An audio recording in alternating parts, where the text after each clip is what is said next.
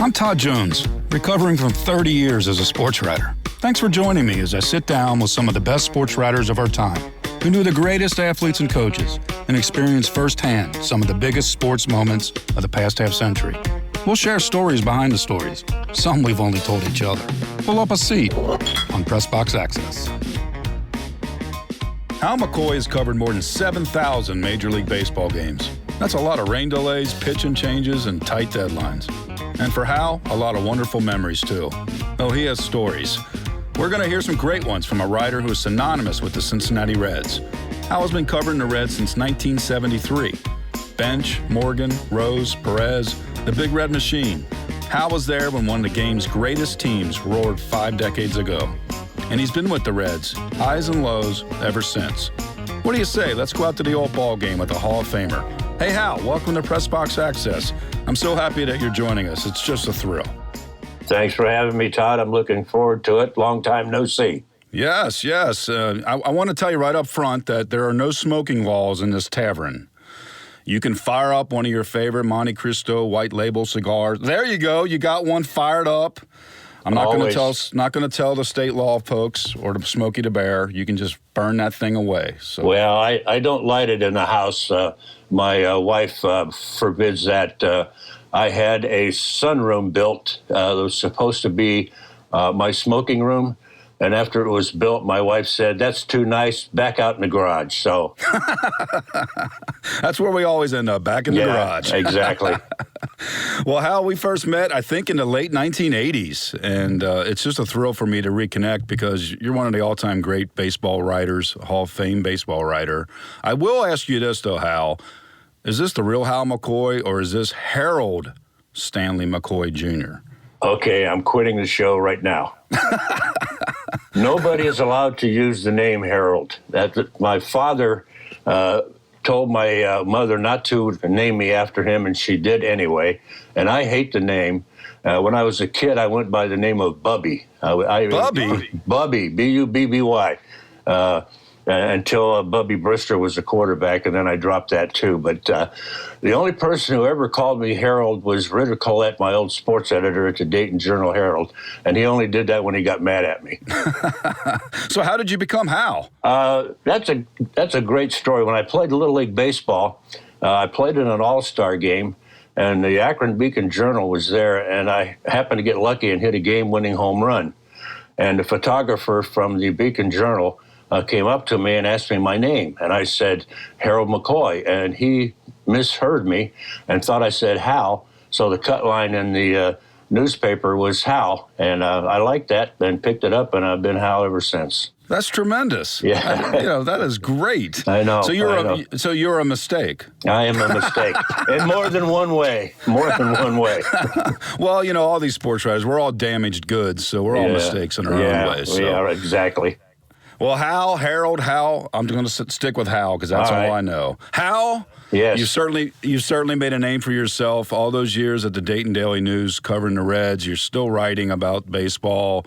In 2002, you were honored by the National Baseball Hall of Fame as a member of the J.G. Taylor Spink Award for meritorious contributions to baseball writing. Meritorious, what a word, right? Yeah, no kidding. What's it mean? I thought it was an insult. Yeah, just assume the worst. Wow. You were inducted into the National Sportscasters and Sportswriters Association Hall of Fame. You were the Cincinnati chapter chair of the Baseball Writers Association 22 times. You were the Baseball Writers National President 1997. You've been covering the Reds since 1973. Big Red Machine, Hall of Fame players, Pete Rose gambling scandal, World Series games, great moments. How many games, Hal? How many games have you covered in your career? Well, just counting the Reds, before I covered the Reds, I had about 10 more years of writing stories. But baseball stories alone, the Daily News estimated a couple of years ago that I had done like 25,000 stories on baseball and covered about and covered about 7,000 games. And I always told my wife I was going to keep doing it until I got it right. Oh, my God. You must hear the national anthem in your sleep. Oh, that's a standard. That's a standard on my iPod. 25,000 stories, 7,000 baseball games. I mean, were you there when Abner Doubleday came up with this thing? I wasn't there, but I think I covered Harry Wright, the original owner of the Cincinnati Reds. 1869, I think that was. In all seriousness, Hal, when people ask you what your career's been like, what do you tell them? What's it been like to be a baseball writer all these years? Well, I always tell people that I love three things in life other than my family. I love writing, I love baseball, and I love to travel. And I got to do all three, and I got paid for it, too. So to me, that's what it was all about. Yeah, you think about that, right? When you get paid to do what you love, exactly, that's just like a gift. No, I know. I've never had a real job. That's why I tell my wife I've never had a real job, and I've never had to get one. Well, you've been writing about it better than anyone since 1973 as a full-time beat guy. So in 73, you choose to cover the Reds instead of the Bengals. That sounds like something a judge would ask you. So you go into the locker room in 1973, and you inherit a team with quite a collection of talent. I mean, we're talking all-time talent. Rose, Bench, Morgan, Perez. What was it like to be around that clubhouse on a daily basis? I was in total awe. I mean, to walk in and see those guys. And Earl Lawson, who turned out to be my mentor, was covering the Reds for the Cincinnati Post at the time. What a great guy. He took me aside like the first day or two and said, "Kid, you follow me, listen to what I say, do what I do, keep your mouth shut, and I'll teach you how to do this job." And he did. And for a long time, I followed him around like a puppy dog, kept my mouth shut. He introduced me to everybody and kind of took me under his wing and made me anything I am right now. And I'm forever indebted to Earl for doing that for me. That's quite an act of kindness for a reporter at another paper to take a kid under his wing and say, follow me. That's why I have always tried to help anybody that came along covering the Reds or just starting out as a beat writer. Even, for other teams coming in out of town, I always helped them in the Reds clubhouse because I remember what Earl did for me. Right. Very nice, very nice. So the Reds have all these players, Rose, Bench, Morgan, Perez, on and on. You said you're in awe. What was it like with the egos in that locker room? What was it like just dealing with them as a reporter, interviewing them? Any favorite anecdotes about just covering that type of clubhouse? Well, yeah, absolutely. You're talking about the egos, and it was amazing how Sparky Anderson managed all those egos. And Tony Perez was probably the leader in that clubhouse because he knew how to put down all those guys and put them in their place and keep their egos in place. But one of my favorite stories is absolutely, how Pete Rose was. You go talk to him and open your notebook and ask one question, and he would fill it for you. But I found out very early that Rose and Bench did not like each other very much. And if I went in and talked to Rose first, and then I would go talk to Bench, I would get very short, cryptic answers. And if I talked to Bench first, he would be great. And, of course, Rose, you can talk to him at any time, so he didn't care. But I figured out you better not let Bench see you talking to Rose first. That's pretty interesting. Yeah, it is. And you learned that early on, I learned that early on, yes. The dynamics of the room, like how to get the best stuff. Exactly. So you had all these different personalities and tremendous athletic abilities. And then you had, like you mentioned, Sparky Anderson was kind of the zookeeper. What made Sparky the right manager for that team? He knew how to handle those egos, and he knew how, you always hear that managers say, I treat everybody the same way. No, not Sparky. He would admit it. He would say that Bench and Rose and Morgan and Perez earned his respect, that they could do pretty much whatever they wanted to do. But he would say, the rest of you guys, you play by my rules. But these other guys have earned the respect that they can go about their business pretty much the way they want to. Yeah, Red Auerbach used to do that with the Celtics with Bill Russell. If Bill Russell didn't want to practice, Bill Russell got to sit and watch practice because he's Bill Russell. Yeah. Sparky was an interesting guy to deal with. I can remember during the 75 World Series, I was sitting in his office one day, and there were about 7 or 8 writers in there, and a writer asked him a question. And Sparky answered the question, and that pack of writers left, and I stayed in, and another pack came in. And during the course of the interview, one of the writers asked Sparky the same question that another writer in the other pack had asked, and Sparky gave him a totally opposite answer. And when those guys left, I said, Sparky, you told one guy one thing, and you told another guy the exact opposite. And Sparky said, well, you can't give everybody the same story. He was trying to look out for people. He's looking out for the writers. Yeah. All right, you said that's another story, but tell us the story. How did the Big Red Machine come about? Well, I wasn't even the beat writer then. I was a backup writer to Jim Ferguson, and it was maybe 1968 or 69. And the Reds had come from behind like 8-2 and beat the Dodgers 9-8 late in the game. And I went in the clubhouse, and Lee May was screaming, "We're a machine. We're just a machine." And I thought, hey, that's pretty cool. So I went back up to the press box, and I wrote in my story that they were a machine. And then I thought, well, let's color it up a little bit, or the Reds just make it the Big Red Machine. And I wrote it, and it kind of caught on, and I wish I'd have put a trademark on it, and you and I wouldn't be talking today. No, we'd be out at some aisle and smoking our cigars together and just chilling, right? Yes, because I would have been right there with you. So in 75, that World Series, that's the classic World Series that, in many respects, kind of rejuvenated baseball as the national pastime. It was a 7-game series, Cincinnati against Boston, back and forth. What are your memories as a writer covering one of the classic World Series of all time? Well, the first thing was I'd never been to Fenway Park. And before the first game of the World Series, the Reds went out to Fenway Park to work out. And I walked into the stadium, and I went into the stands and came up a ramp on the first base side, and walked out of the portal and looked at the Green Monster, and it took my breath away. You hear about the Green Monster, but you have to see it to see how awesome it is. So yeah, I remember I covered a series up in Boston. I did the same thing. Actually, you could walk to the top of it, and I did that just because I could not believe how big this wall was and how close it was to home plate. Yeah, I did the same thing. Just an awesome sight. You hear so much about it until you see it, you can't believe it. But yeah, that was an unbelievable World Series. One of the highlights of my career was getting to cover that. Of course, Carlton Fisk hit the famous home run in the 12th inning of Game 6 and to win the game. And a few years later, the History Channel did a feature on baseball writers, and they were kind enough to include me. And they said, here's what we're going to do.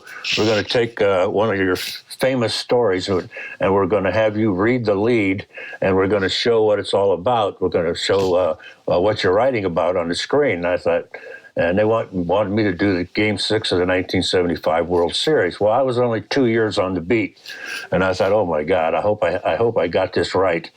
So they read my lead and showed Carlton Fisk hitting the home run and jumping up in the air and waving it to stay fair and all that. And I was pretty proud of it after it got on the air, because I think I nailed it. I don't remember. Remember 25,000 stories. Come on, give me a break here. So the Reds come back and win the next night in Game 7. I wanted to ask you, as a writer, what kind of tension there is in Game 7 of a World Series, in a game that's kind of going back and forth. There's ebbs and flows. It's on deadline.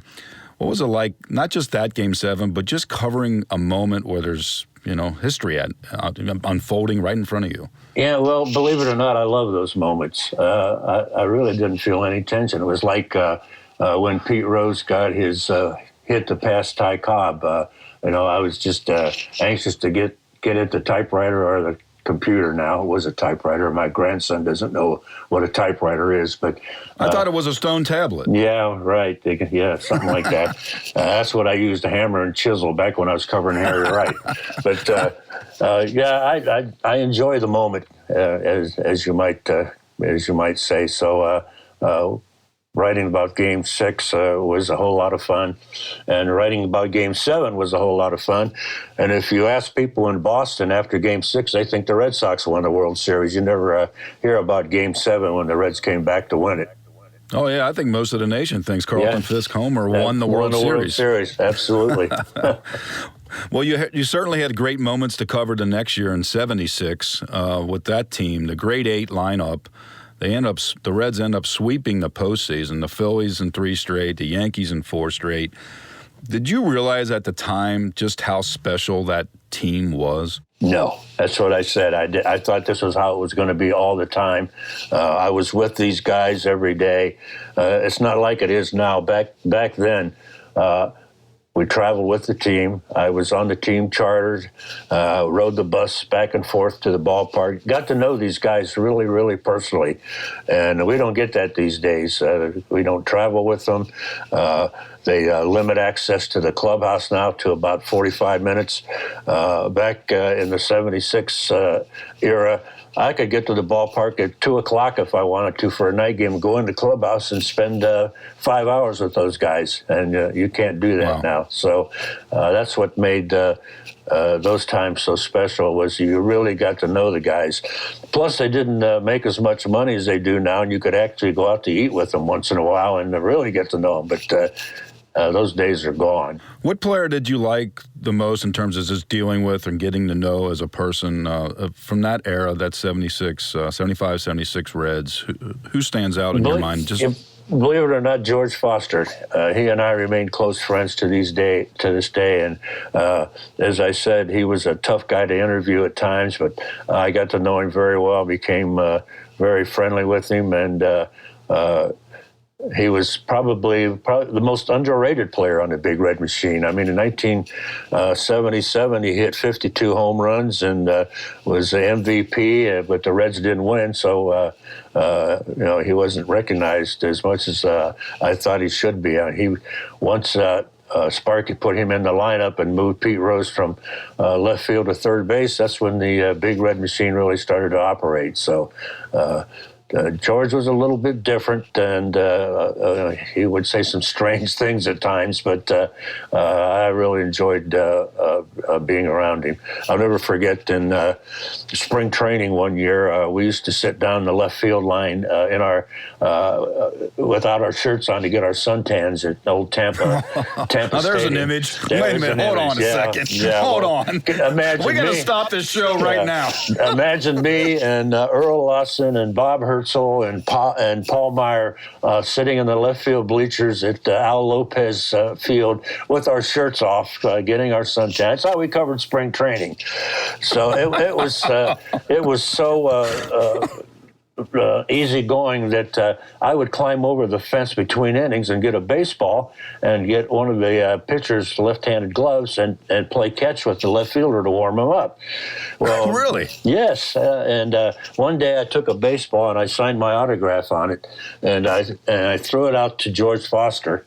And Foster must have seen me signing the baseball, because he took it and looked at it and turned around and threw it over the left field wall. Hey, do you think getting to know guys with that much time and access, how did it help you as a reporter when you were covering the team? I mean, you weren't friends, you were a journalist, right? And you had, and Lord knows that you broke stories that they weren't happy with. Absolutely. But how do you feel getting to know the guys helped you as a journalist? I think it helps immensely that they know you, they know your personality, they know whether to trust you or not to trust you. And hopefully I built trust in all of them, and that I could go up and ask them pretty much anything. And that's another thing that we miss these days. They don't get to know you, and you don't get to know them as much as you'd like to. And you know how to approach them. You know what questions to ask. And to me, it helped immensely. You covered the Big Red Machine when it was in full throttle, success. And like you said, hey, this is going to be the way it's always right. going to be with the winning world championship, Hall of Fame players. But then the machine started being dismantled, and Perez was traded, Rose left for Philadelphia, Sparky was fired. So you go from the great team to a team that really starts to struggle. What was it like to cover a bad baseball team on a day-to-day basis? It was not as much fun, mainly because you like the team that you cover to win, not because you're a fan or are rooting for them, but people read your stories more if you're covering a winning team. A losing team like the 82 Reds that lost 101 games, people don't care and they don't want to read about how bad they are. So as far as covering them, it didn't change much, except that you were writing more games about L's than W's. Right. So that to me was the main difference. I mentioned Sparky being fired in '78. It's only 2 years after winning consecutive championships. Why was Sparky Anderson fired? Well, the story I heard, and by the way, I was lucky enough to hear about that and broke the story that he was going to be fired. The team was in Japan, and by that time, Dick Wagner, the hatchet man of all time, was the general manager. And some people thought it was because Wagner wanted the spotlight and thought Sparky's image was too good. But the story I heard that when they went to Japan, Dick Wagner told Sparky that he had to fire a couple of his coaches. And Sparky, of course, didn't want to do that. And Sparky told Dick, if you're going to fire two of my coaches, you might as well fire me too. And Wagner accommodated him. Wow. Think about that. I know. One of the all-time great managers who went on to win a world championship in the American League with the Tigers. A managerial icon, especially in Cincinnati, even though when he was hired, one of the Cincinnati papers said Sparky who, because... in 1970, Right, nobody knew who he was, and he turned out to be, an unbelievable manager, and got himself fired. Well, we talked about getting to know these guys because you had such great access back in those days. One of the guys that you had an interesting relationship with is Joe Morgan. In 1979, when the players, Rose is gone, Perez is gone, Sparky's gone, I think you wrote a column saying it's time to move on and Joe Morgan should be traded. How was that received? That was funny that you'd bring that up, because when we were talking about Sparky getting fired, I was thinking about Joe Morgan as we talked. It was 1979, and they were breaking up the Big Red Machine, as you said. Perez had been Perez had been traded, and Ken Griffey Jr. was gone to the Yankees. Gullett was gone to the Yankees. Rose was gone. The only ones left were Morgan and Bench and Concepcion. And I wrote a column not saying that he should be traded. It was his free agent year, and he had made it clear that he was going to leave. So I wrote a column saying it was time to leave. I did not criticize him. I did not say he wasn't a great player. I said he was still a great player, but he didn't fit what the Reds were doing anymore, and it was time for him to move on. Well, I went into the clubhouse the next day. That's one thing you got to do as a baseball writer or any kind of writer. If you write a controversial story, don't hide. Show up, face the music. So I walked right over to Joe, and he stuck his finger in my face and said, "Don't ever try to talk to me again." Okay, all right. So I didn't. So Joe and I didn't talk for 35 years. Wow. Yes. He came back as a broadcaster later with the Reds, and we played doubles tennis against each other. We never spoke. We were... Not at all? Wait a minute. You're playing tennis against Joe Morgan, and you're not even speaking to each other? No. I think we were more concentrating on trying to hit each other with overheads. But we were on elevators by ourselves together. We would both stand like this, straight ahead, not look at each other. Standing next to each other at the urinals in the bathroom. Don't talk. And it went on that way for 35 years. When I went into the Hall of Fame on induction weekend, I was standing in front of the Otsego Hotel with my family, my mother, my father, my wife, and my brothers and sisters. And this white Cadillac limousine pulls up. Joe Morgan gets out. And I'm standing up on the steps, and Joe comes up the steps. He spoke to my mother. He spoke to my father. He spoke to my wife, my sisters, my brothers. And I thought, oh, okay, this is going to be great. We're going to make up. By the time he got to me, he pretty much elbowed me in the chest as he walked by and didn't say a word. Wow. So it continued. And about 4 or 5 years ago, Joe is back with the Reds as a consultant, and he comes into the clubhouse every once in a while. It was a Sunday morning. I'm there early, and I'm standing watching the TV because there's nobody else in the clubhouse, and Joe walks in. And I just kind of looked over my shoulder and then started watching TV, and all of a sudden I heard, "Hey, Hal. Hey, Hal." And I thought, there's nobody else in here. It's got to be Joe. And I turned around, and he walked over, and he stuck out his hand, and he said, "I just want to apologize." He said, "I was very young at the time, did some dumb things, and I was very childish." And I said, "Joe, I was just as childish as you were." I said, "I never lost respect for you as a player, but you told me not to speak to you. I honored that, but it was a very childish thing, and I'm very happy that we were able to make up. And I'm so glad that we did, because he passed away not too long ago, and I would have hated to him leave us like that and not speak to him for over 35 years." Wow, that is amazing. I mean, think about this. I mean, 3 decades plus of just staring at each other. Yeah, exactly. Or looking away. Ignoring each other. Yeah. One of the all-time great players. And then when he passed, what did it mean to you when he died a few years ago? Because you had this interesting relationship all those years. Yeah, I wrote a column pretty much saying everything that I just told you, and people were amazed, of course, that two people who had contact with each other so much would go 35 years without speaking, but that's the way it was. And that's the one thing that I respected about Johnny Bench. I wrote several things that he did not like, and he would point that out to me the next day and let me know he wasn't happy with it. But then he would forget about it, and everything would be fine. When Johnny knees got bad and he decided to play third base, it was awful. He had a terrible time playing third base, and spring training he made a whole lot of errors. And I wrote a column saying that Johnny Bench playing third base was like doing an imitation of a croquet wicket. Man. Yeah. He did not like that a whole lot, I don't think so. He let me know about that the next day, and then he forgot about it. So you came back the next day and wrote that he should be using a skillet instead of a glove. I know that he was using a skillet.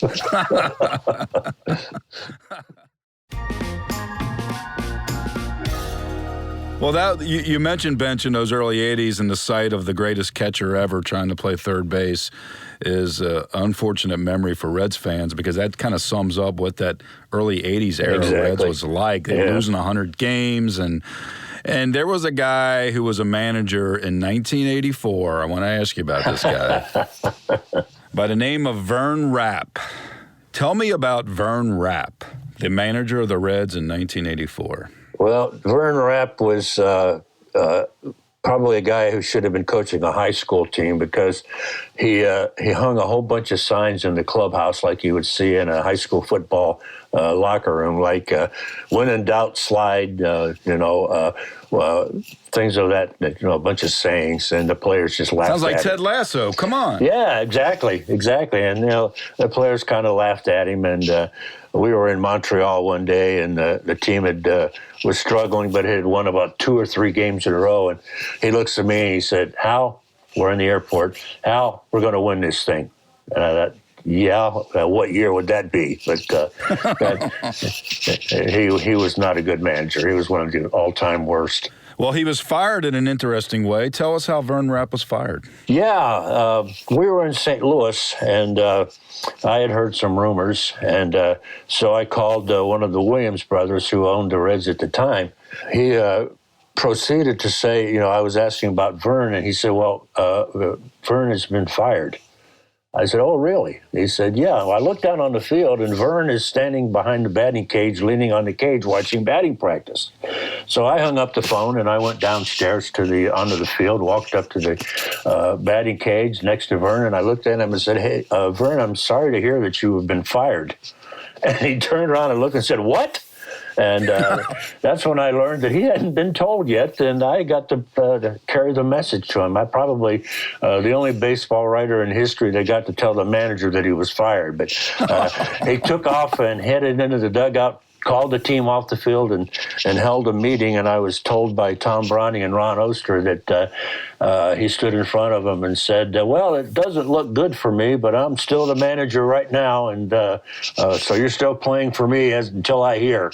Well, he heard about 10 minutes later, I guess, but Browning and Oster said they were back in the back of the room snickering. He sounds like Captain Smith on the Titanic. Yeah, absolutely, yeah. Doesn't look good for me. No, we're just taking on a little ice. Well, it looked much better for the Reds because Vern Rapp was fired, and who comes back to town but Pete Rose as a player-manager.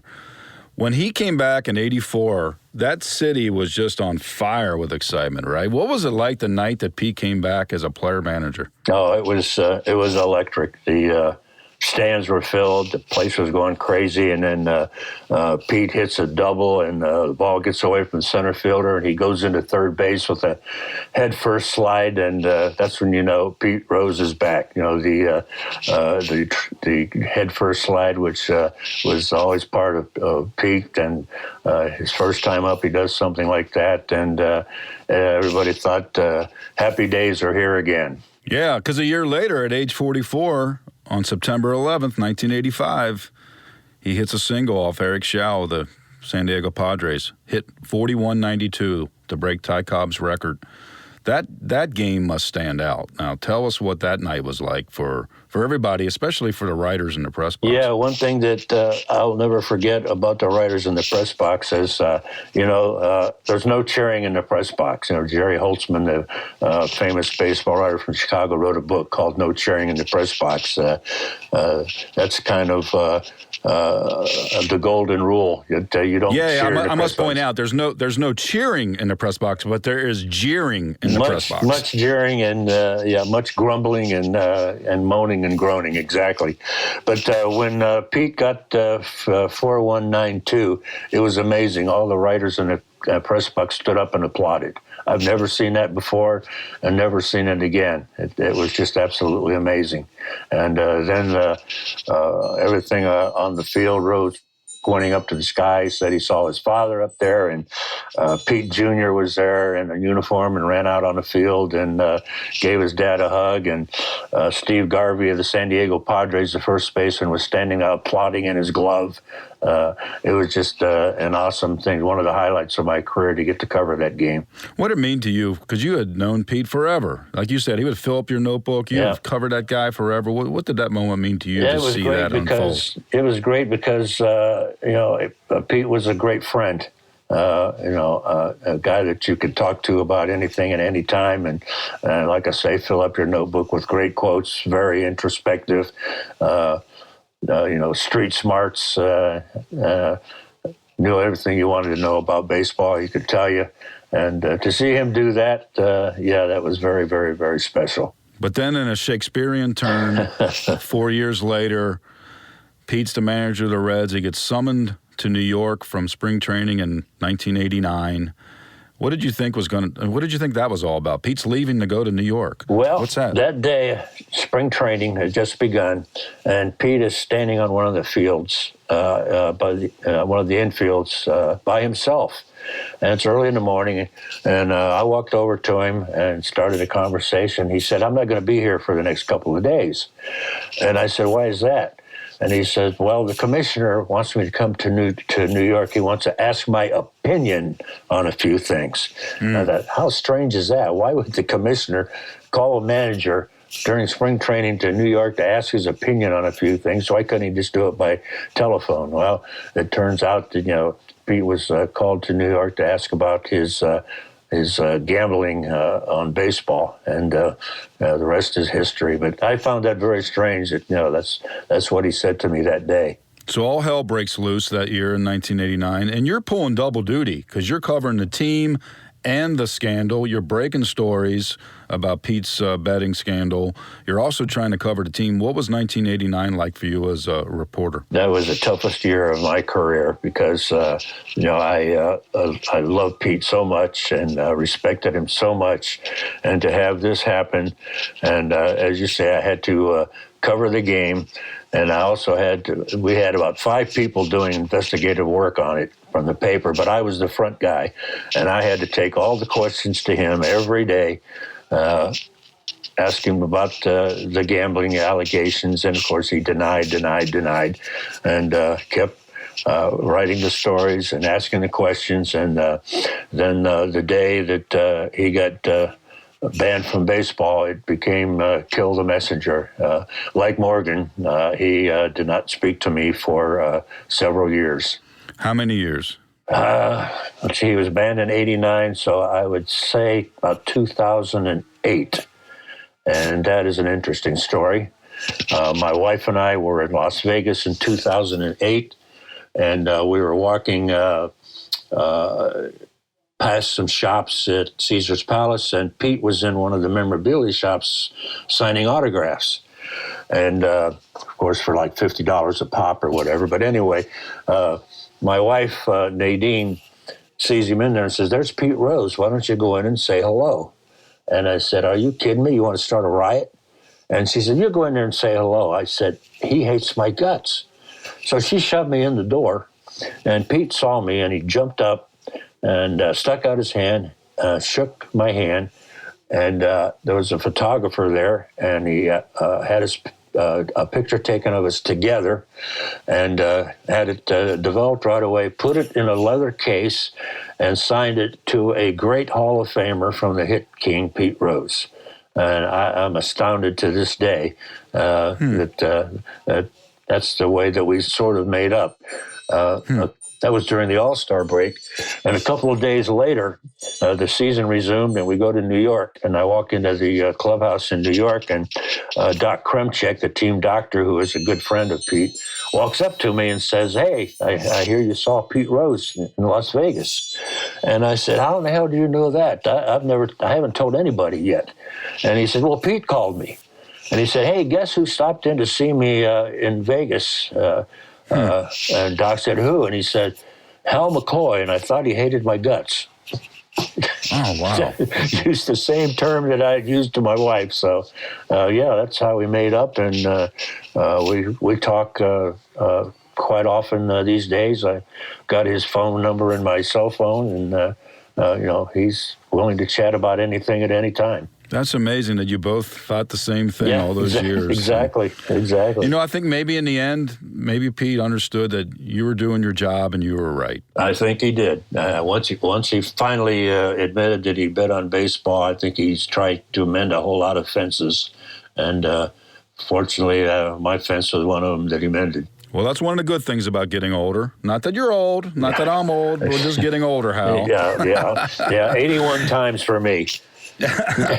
So we're getting older, but in 1990, there was a year that makes me feel young when I think about it, because I was fortunate enough to be around that team, the Cincinnati Reds, quite a bit. I was not the beat writer, but I got to cover a lot of the baseball that year as a young guy, and that team really comes out of nowhere. The year after the Rose tragedy, you have the Reds winning the World Series, and what a magical year that was.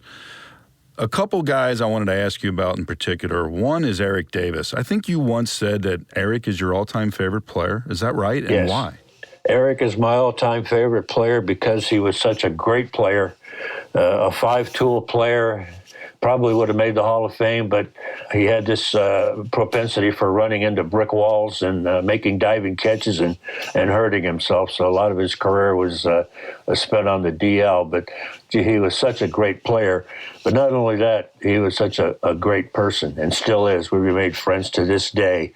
And I'll take a couple of my sons to spring training, and my oldest son went to spring training one year, and Eric kind of took him aside. I didn't ask him to, didn't say anything, but Eric would play catch with him, and don't tease him and recognize that he was around. My son was about 11 or 12 years old then, and Eric gave him a big black bat. And we came home after spring training, and I got to, on a day off, got to go watch my son play a Little League game. And I see him going up to home plate. He's dragging this huge black bat behind him. He's 12 years old, and he's going to use Eric Davis's bat in the game.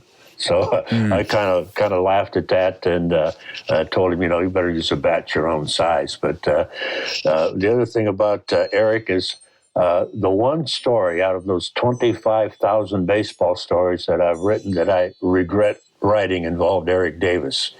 There was a rumor going around that the Reds were going to trade Davis and that the Philadelphia Phillies were interested. Well, I had a couple of contacts with the Phillies, and I called them, and one of them told me, well, that the Phillies would never trade for Eric Davis because we hear he's on drugs. So rather than going back to Eric, as I should have, I immediately sat down and wrote a column and mentioned that this trade probably won't happen because the Phillies believe that Davis is using drugs. Well, once again, I go to the clubhouse the next day. We were in San Diego, and he calls me over, very calm, and said, Hal, I'm very disappointed in you. He said, I would never use drugs. I grew up in South Central L.A., saw what drugs could do to people. I've never touched them in my life and never will. And, of course, I felt about this big then. And the interesting thing was that Eric wrote a book about his career after he was finished, and he mentioned me in his book 3 or 4 times, and never once mentioned that terrible story that I wrote about him. And so that's kind of a class act guy he is. Yeah, I think that shows the respect that he had for you to say, look, you screwed this up, but, I won't hold it against you. Yeah, not for 35 years. No. But Eric, I agree with you. Eric was really a kind of a special guy behind the scenes, a real leader. Yes. And that team had some characters, the Nasty Boys. But the guy I wanted to ask you about was the manager of that team, Lou Piniella. In my years of covering sports, there's very few people that I've come across like Lou. How would you sum up what it was like to cover Lou Piniella, the manager? Outstanding. I loved covering Lou Piniella. The team was very special, but the manager was just a great guy to cover. And probably I got closer to him than any manager I ever covered, with maybe the exception of Jack McKeon I got pretty close to. But, Lou and I got very close. I'll never forget one of the first days of spring training. 1990, he called me into his office, and he said, Hal, you've been covering this team in baseball for a long time. What does this team need to get over the top? And I'm kind of taken aback. No manager has ever asked me my opinion on anything. And I told him, I think the number one thing this team needs is a leadoff hitter. There's no really established leadoff hitter. So he didn't say anything, but he put Barry Larkin in the leadoff spot. And about halfway through the season, I went into his office one day, and he said, Hal, you are absolutely right. That's what this team needed, a leadoff hitter. So that made me feel pretty good that a manager of his skill would think to ask a lowly writer their opinion on the team, and then take the advice and let him know that he appreciated it. Yeah, I always remember Lou liked writers. He liked talking with writers. He didn't like the TV guys, though, right? No, he did not like the TV guys, but he did like the writers. And there was the famous Lou Piniella Rob Dibble fight. I started that fight. All right, well, tell us. Spill the beans on this. Well, Rob Dibble, of course, being one of the Nasty Boys, did not pitch in one game when it was evident that he should have been used. So I asked Lou, why didn't you use Dibble in that situation? And he said, well, before the game, Dibble told me he had some tightness in his elbow. I said, oh, okay. So I went out to Dibble, and I said, what's wrong with your elbow? And he said, what do you mean? I said, well, your manager just said you didn't pitch because you had some tightness in your elbow. And he said, well, the manager's a liar. So I went back into Lou, and I said, hey, Lou, your closer just called you a liar. And Lou jumped up out of his desk, pinned me against the wall as he ran out the door, jumped on Dibble, and the fight was on, and I had a great story. It was like pro wrestling in the locker room. It was. Yeah, Tim Belcher broke it up rather quickly, but it was very funny to see Lou jump on Dibble's back. Well, there are moments with Lou that are just so humorous in my own memory that, just the way that he could be, his personality. He could be hot and cold. Yep. He could blow up at you, but he could also just have a great conversation with you. He was just a character to deal with. Yeah, well, he loved horse racing, and he would go to the track often, and he would invite me to go with him. And his last year in Cincinnati was in September, and Lou wanted a contract extension, and Marge Schott would not give it to him, would not even talk to him about an extension. So it's late September, towards the end of the season, and we're in San Diego, and on a Friday night, Lou says to me, "Hey, Hal, you have a rental car, don't you?" And I said, "Yeah." He said, "Well, they're running at Del Mar. Let's go out to the track Saturday afternoon and catch a few races before Saturday night's game." I said, "Okay, fine." So we went to the track, and Lou's hot. He hits like the first 3 or 4 races, and he's cashing in his tickets, and I'm looking at my watch, and it's getting time for, to get to the ballpark. And I said to Lou, "Hey, we better get going." "Oh, a couple more races. So do a couple more races, and I'm looking, and I said, "Lou, have you sent a lineup card or anything?" "No." I said, "Well, it's almost time for batting practice." "Oh, okay, let's go." So we get in the car, and we're heading down the interstate, and I'm looking at my watch again, and it's batting practice time. I said, "Lou," they're probably doing batting practice, and they don't even have a lineup card. And he said, "Hell, I don't care. I'm not coming back next year anyway." So I had another great story. Yeah, right. It pays to go to the track with the manager. It pays to go to the track with Sweet Lou. So, Hal, there's a lot of laughter behind the scenes with a guy like Lou Piniella, and sometimes, being a sports writer, it's just crazy humorous. But there are also times when, it's not easy, even sometimes personally. And I know in 2001, your life started to change personally and professionally. Tell us about what happened in 2001. Well, late in the 2001 season, we were in St. Louis, and it was the last game of a road trip. And I was walking in the press box toward my seat, and something seemed like got in my eye, like when you get something in your eye and you can rub it out. Well, I kept rubbing it, trying to get it out. It didn't go away. So went home, and the next morning I woke up, and it was still that way. So my wife, Nadine, took me to the doctor's office, to the eye doctor, and he examined me. He got very quiet. And finally, he said, "I got some good news and some bad news." And I said, "Well, what's the bad news?" And he said, "You've had a stroke in your optic nerve in your right eye. There's no treatment. Can't do anything about it. It will not get better." And I said, "Well, what's the good news?" And he said, "The good news is that only 15% of the time does it happen in both eyes." I said, "Okay, that's pretty good odds." So for the next few months, I still drove a car. My left eye took over. I still played tennis at a decent level. But then on January 23rd, 2002, I woke up, and I had the same thing in my left eye. And I went downstairs, and I told my wife, "Honey, I think I just became the big 15%er. I've got it in both eyes." Everything was dark and fuzzy, and I couldn't make out faces. And I went to my sports editor, and I said, "I'm not going to be able to cover baseball anymore. I can't see very well." And he said, No, you're going to spring training. You're going to try it. You see how it works out." So I went to spring training in Sarasota, and first day I took a cab and went to the clubhouse. And I walked in to the clubhouse and stood by the door, and I looked around, and the room was very dark and fuzzy, and I couldn't see faces. I couldn't recognize guys that I've known for years. And Aaron Boone was the third baseman for the Reds at the time. And I guess he saw my consternation and my perplexity standing looking around, and he came over to me and said, "What's wrong?" And I said, "You're probably seeing me for the last time. I'm going to quit. I can't do this job." And he said, "Why?" And I told him. He grabbed me by the elbow and took me over to his seat, said, "You sit down." So I sat down. He said, "I don't ever want to hear you say the word quit again. He said, you love your job, you're good at your job, everybody in this room will help you. And he was right. He turned me around that day. I would have quit. I would have walked out and gone home. Instead, here it is 19 years later, and I'm still doing a job that I love so much. And so many people have helped me along the way. But of course, Aaron Boone made me pay. He told people he caught me talking to a Coke machine, but that's okay. I'm just going to say Aaron Boone is not a Hall of Famer.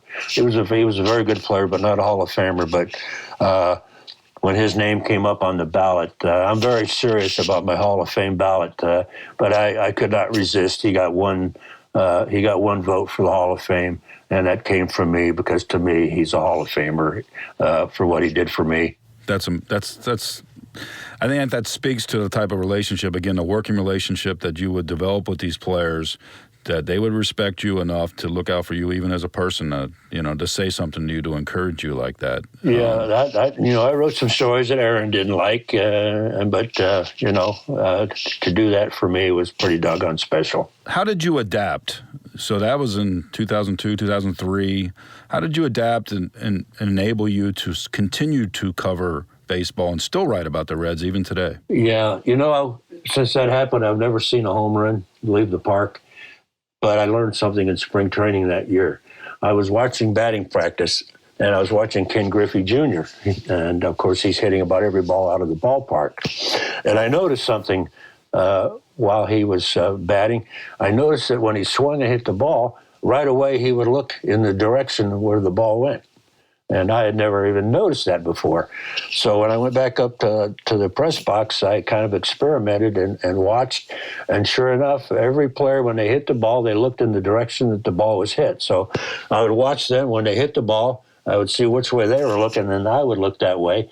And if it was a home run, you could see the right fielder heading back to the wall and stop and looking up. I know it's a home run. So that's the kind of things that after all the years I covered baseball that I never thought about, and that helped me immensely. So the idea that little things matter, and sometimes it's the little things, just people helping you, giving you a ride to the park, or holding the door for you at the steps, or telling me watch out for the curb.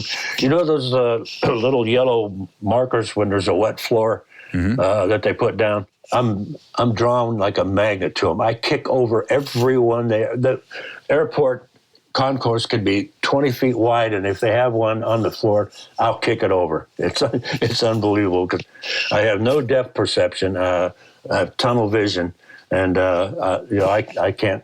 I have to, when I walk, I have to look down at the floor to make sure that I don't trip over something. But it's like I say, it's something that you'd have to learn to adapt to.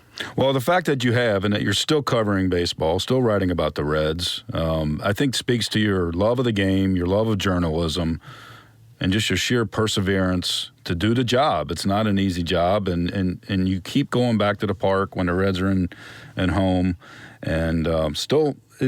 To me, it just speaks to the love of what you do, right? Absolutely. Like I say, I'm 81 years old. I don't need the money, but I love to write, and I love baseball, and it keeps me active. I can't say it keeps me young because I am an old fart, but I love doing what I do, and people keep asking me, how long are you going to do this? And I say, if they let me, I'm going to do it until my head hits the laptop. I think about the pep talk that Aaron Boone gave you, and I'm going to leave you with this. There's a pep talk in my own life that meant a lot to me.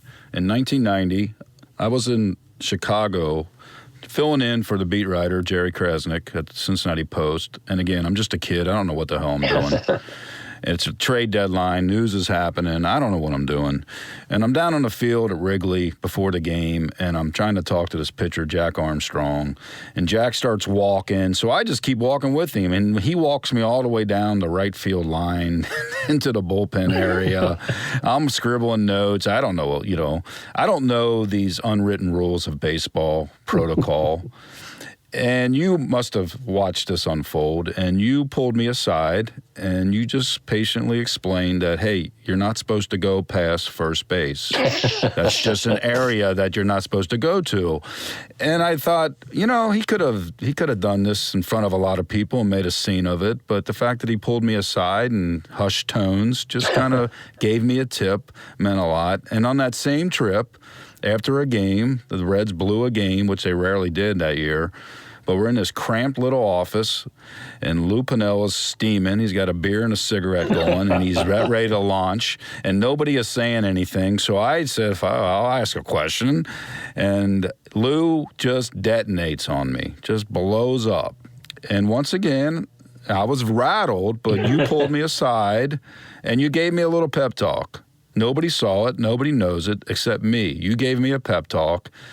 And that meant so much to me at a young age that a respected writer would encourage me and explain some things to me about what this job is all about. And I've never forgotten that, and I always wanted to tell you that, Hal. Well, I appreciate that. I don't recall doing either one of those things, but I'm certainly glad I did because I knew you had a lot of talent and, a very talented young man and had a great future. And, if I helped in any little way, that makes me feel good. But that's what I tried to do with every young writer that I came across, as I said, because of what Earl Lawson did for me. Well, I was lucky to have writers like you, Hal, kind of pull me under their wing and, steer me right when I was wrong. And I'm lucky that you spent some time with us here on Press Box Access. It's been so great catching up and sharing stories about what a wonderful career you've had and still are having. And I just want to thank you so much for joining us. Well, thank you so much for having me. I can't believe the time is up already. It's been great times reminiscing with you. I appreciate you having me on. Thanks, man. Thanks, Hal. Take care. Thanks for listening to Press Box Access. You can find us here with a new episode every other Wednesday. If you enjoyed this episode, please be sure to subscribe and follow us on Apple Podcasts or on your favorite podcast app. We'd love for you to review us. 5 stars would be nice. Follow us on social media.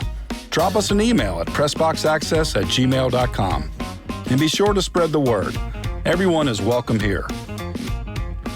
This has been a production of Evergreen Podcast. A special thank you to executive producers Michael D'Aloia and Gerardo Orlando, producer Bill Huffman, and our audio engineer, Nathan Corson. I'm your host, Todd Jones. It's closing time. Rock on.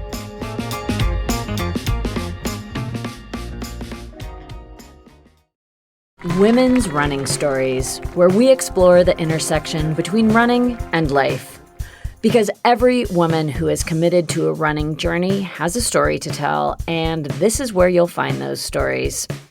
I am host and producer Cherie Louise Turner. I'm a 53-year-old runner, and together with original music by musician and runner Cormac O'Regan, we bring these inspirational stories to life. Please join us to fuel your adventures.